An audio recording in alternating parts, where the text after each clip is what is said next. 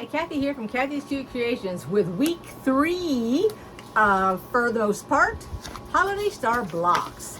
In case you didn't guess it, we're going to have a star. So there are 3 fabrics, our A, which is our neutral background, E, and F. So we're going to go ahead and we're going to do flying geese, just like before. We'll make sure and mark our tips so we don't lose them. And we're going to make 32 because we're going to make 8 blocks. All right, I'm going to show you my design board and then we'll get started. And as you note, there's week 2, 8 of those also. Right, there's our 3 colors right there. Going to be in the middle, and then we're going to have all these flying geese we're making are going to go all the way around, 4 per block. So let's get started, and we're going to do a flying geese first. All right, so I'm right-handed, so I always start on the right. It's just a habit. Oh, and I've got my length at 2.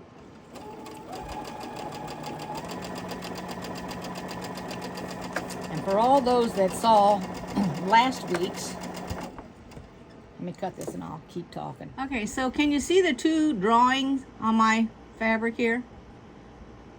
I'm going to go ahead and I'm sewing on both lines. So this needs to be, and I'm going to show you, if you're going to do this too, if you're new, I decided that I'm going to go ahead and do a half square triangle off of this, and I'm going to show you how. So first off, you can see right here is a line, and right here is a line. I'm going to sew on this line from the top to the bottom. That's the first thing I'm going to do. Now you don't have to do this. I'm going to do it, so this is going to take me a little bit longer, and I'll show you the results here in a minute. So, same length. I didn't change my length any.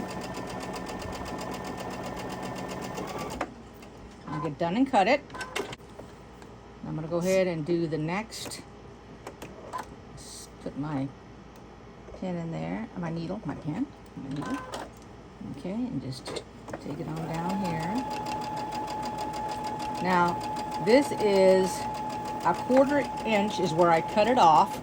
I'm going to show you here. So before I get finished with this, I'll try to ignore the noise. He went downstairs and got a ball. He chewed up his little Christmas tree that he worked on last week. It had, well, I got up this morning, it had little fur balls were all over the floor, and I'm thinking, oh my gosh, he's chewed up a toy, but I couldn't find out what it was because he had them all scattered all over everywhere. So sure enough, I found out it was a little Christmas tree right in the middle of the belly of the tree. He had chewed a little hole and was pulling out the stuffing, so I had to trash that one. He has lots and lots of toys because all his toys are left over from when I had Dewey, who was also a little boy who liked all his toys, and he loved the squeakies. So, and I have bought a few new ones. Sherry and I both bought some new ones. So anyways, let me give you a tip. So here's 2 tips in one. So the first tip is, now I got this in one of my bags, okay? It just came as a freebie. There's a couple of little ones I got that came in my bags. I like this that it is dark because it doesn't make any difference which side you use. But what I do is I take the fabric that I'm going to mark on, and when I use my friction pen, instead of marking on this one, which I cut on and lay stuff out, it will leave marks on it. So to avoid that, I take this little bitty one here, and it's good for cutting too, because I have cut with it. And so I'm going to mark diagonally. Let me make sure I don't want to hit the camera here. So when you start at the top, normally you may pull your fabric down. So put your pin right where you're going to put it, and then start about 1 inch down and go up to mark it, and then go ahead and come all the way down. Put pressure on your ruler, whichever one you're using, and then that'll mark it. So that's 2 tips in one. So normally when you put your fabric up here, if you put any kind of pressure on it, it automatically starts folding downwards, which makes it difficult. Let me mark this a little bit more because I didn't go quite hard enough. It makes it difficult to see the line, and it pulls it down and you can't do it. So I just go up and then I come all the way down. Now I just finished off one of these pins and I'm down to this one. I just pulled it up out of this, I have a jar over here, and I line it up on both ends, and then I start it, and then just come on down. I seem to use these black and blue ones more, and I like these friction pins that have the clicker on it that releases your pin better than the ones that you take the top off and switch it around. But that's it. Now I'm going to get ready and we're going to do some chain stitching. Alrighty, so I've already got one as a sample. Now keep in mind, if you're using a friction pin, once you've marked these little squares, you can't go back and use heat on it, because as soon as you do, it takes away the ink. Alrighty? So I just butt my next one right up to it. If you want a little space for your thread, then you're going to stitch a little bit here. Okay, doesn't hurt your machine any. And then I'm going to go ahead and pick it up and just do the next one. And I will do all of one side, and when I'm done doing one side, then I will cut them, iron them, and switch them all over. That's all there is to it. You can stop at any time and take it off if you want. I'm just going to do one right after the other. If you've counted your fabric, you cut your fabric correctly with the number that you need, it should be perfect. You'll have exactly half your stack when you're done. All right, you guys go ahead and do all of them, and then we'll put this thing together. Okay, so after the first set were done, then you turn around. This is only if you're going to do the half square triangle like I am. Otherwise, you're finished. And then you can just cut them, iron them, and then flip them over and do them on the other side. But I'm going to go ahead and I'm going to do all of them chain stitched again.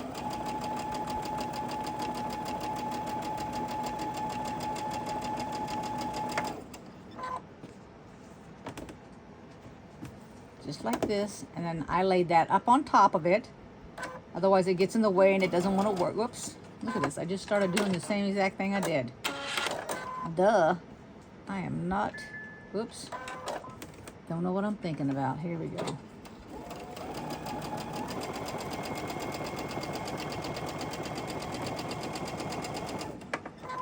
Anybody following that? I'm going to go ahead and do these. The daily book. Boy, it's getting really interesting. I kind of, a few days ago when they told how she took her notebook that she'd been writing her notes in and went ahead and let the goat eat it. She had all those chapters in it, and then I'll be darned if the electric didn't go out and she didn't save anything she had on her laptop.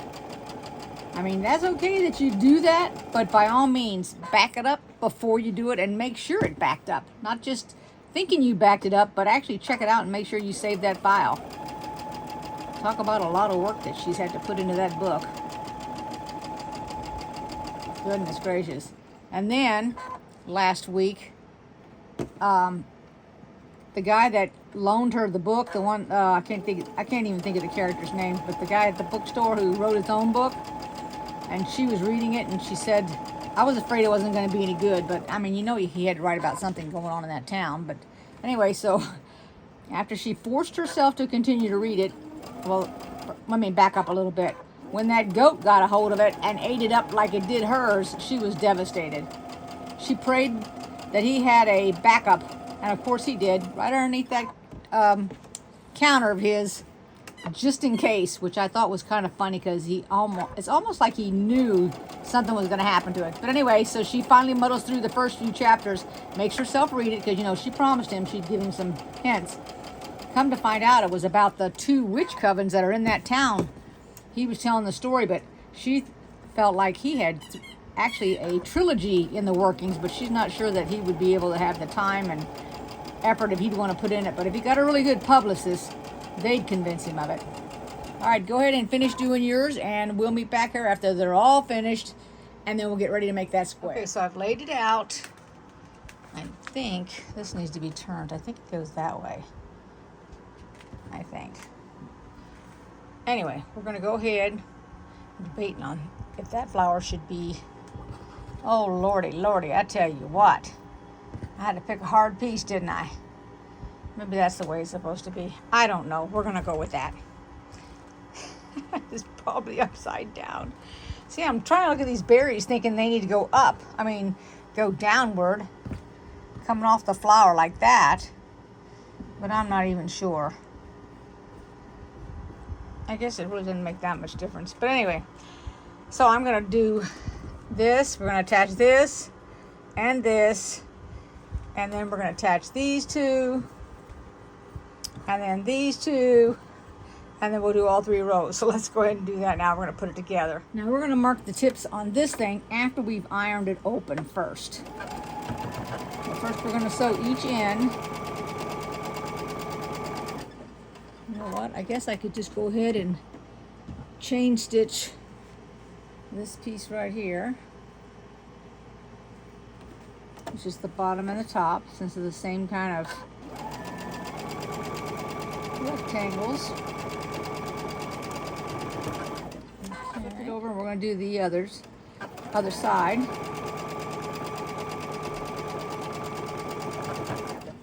Just making sure my right sides are together.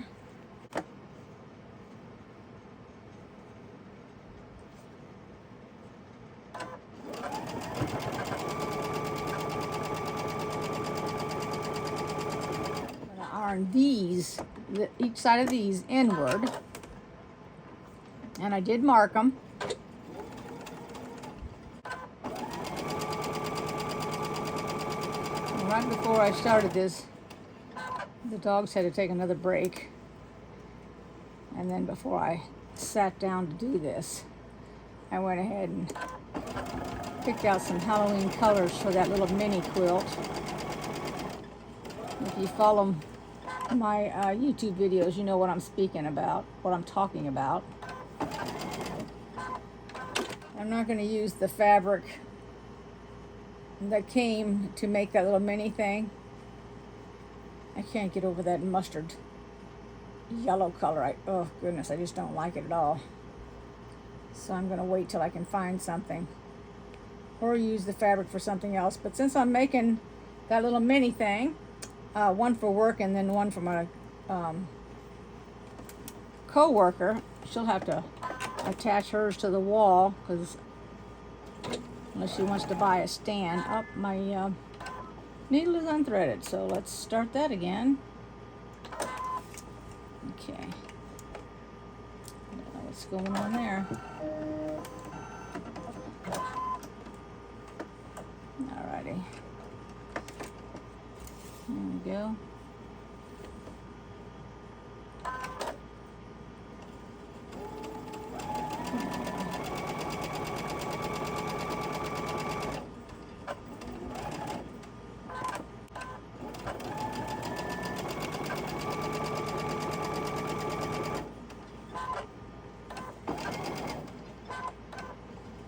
Alright, let me go ahead and iron it.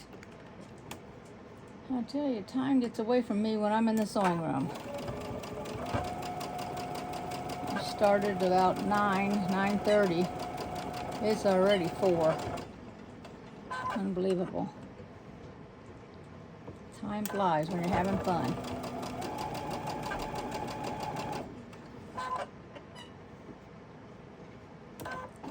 Of course, I did have to organize my sewing room before I started. Well, that probably only took me 15 minutes. Because yesterday when I quit, I just upped and quit and didn't put anything up. I'm not going to do that today. I'm not sure I can get up in the sewing room tomorrow or not. I hope I can. There we go.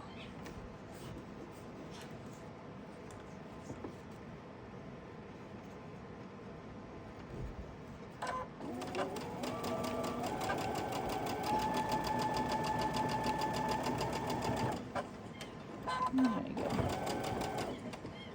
Flip it around.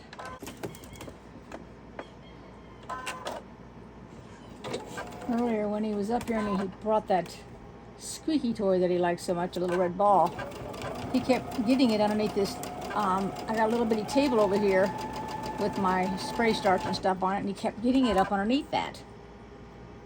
I mean, he was, first off, I didn't know what he was doing. He was digging up underneath it, and I wasn't sure what he was after.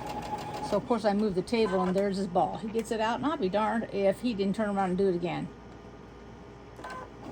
So, I looked at him and I said, if that ball goes underneath there again, I'm not getting it out. And he looked up at me like, oh yeah, you will. Because I'll keep putting my nose underneath there to try to get it out. And I thought, oh no, I'm not. So then he turned around and instead of putting it in that spot, he went over to the right a little bit. And I said, don't you dare put it underneath there either, because I have another table underneath there. And then finally he didn't. And then it sounded like it was on the other side of the table. And here's the funny thing, and this has been going on for a couple of days now. A couple times that I've been up here in the sewing room. So it sounds like it's over there. So I get up and I go over there to look, and he's not over there. I turn around, he's right underneath my feet. And it's like, well, how the heck did you get behind me? Because you can't get from that table to this table. It doesn't work like that. So I went ahead and I went around the table to see if he was getting through, because I know I've got too much stuff over there on that floor blocking it. Sure enough, it's not that he was going underneath there. He was coming underneath the table here, but he was going deep underneath the table right here where I sit, and I didn't realize it. Here we go. It's done. Hope you enjoyed this video. Give it a thumbs up if you did. I have the other 7 right here, which I'm going to bring over.